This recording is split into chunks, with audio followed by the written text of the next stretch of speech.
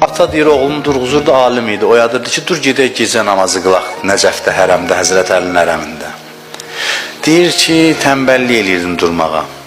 Neçə dəfə durmadım. O da deyir, mənə çox mərhəmətlə, bəzi atalar kimi yox, özü namaz qılır, gəlir çomaqla uşağını durğuzur ki, dur namazdır falan. O şəkildə olmaz. Deyir, çox yumuşaq tərzdə deyirdi, oğlum, xahiş edirəm, dur, gedirəm hərəmə, sən də gedə bir şirkət gecə namazı qılaq falan. Deyir, durmurdum. Bir dəfə deyir, axırda güclə, bəla ilə durdum, turşumuş üzlə, narazı ifadə ilə, belə ki, məni qoymadın yatam, getdim, deyir, getdi, hərəmə çatanda qapısına gördük, dilənçilər oturub, əl açıb dilənirlər. Deyim, mənə baxdı, dedi ki, oğlum, bu dilənçilər görsən, səhər vaxt, gecə vaxtı yuxularına haram qatıblar.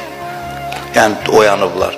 Gəliblər bu ümidlə ki, keçən bəlkə nəsə verər. Heç kəs də söz verməyib onlara ki, gəlin sizə pul verəcək. Ümidlə gəliblər ki,